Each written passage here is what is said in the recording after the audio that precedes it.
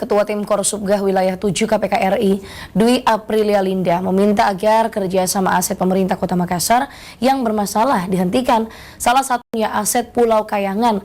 Hal ini dikarenakan perjanjian kerjasama bermasalah lantaran tidak dilaksanakan sesuai perjanjian. Biaya untuk itu kan tidak mungkin kita mau kejar kinerjanya. Nah, ini kenapa saya ngomong seperti ini? Pengerjaan aset bermasalah milik pemerintah Kota Makassar terus digenjot. Meski beberapa aset telah diserahkan oleh pihak ketiga, namun beberapa lainnya masih bermasalah. Salah satunya aset Pulau Kayangan.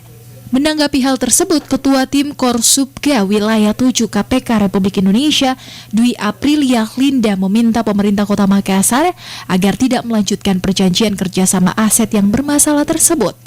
Rekomendasi pemberhentian tersebut dilakukan lantaran perjanjian kerjasama antara PT Putra Nusantara (PPN) dan Pemkot Makassar tidak menjalankan sesuai dengan perjanjian yang ada.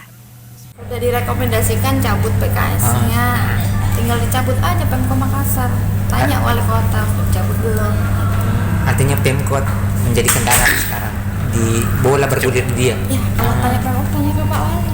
Bu Linda, kalau kita melihatnya memang di PKS-nya ada bermasalah ya di situ.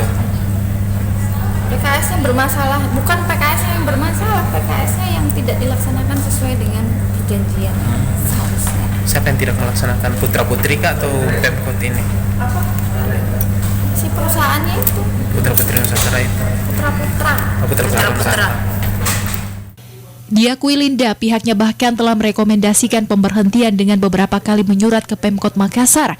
Namun saat ini belum juga ditindaklanjuti pihak Pemkot, sehingga ia menegaskan Pemkot segera mungkin mencabut kerjasama tersebut. Teti Novianti, Slebes TV.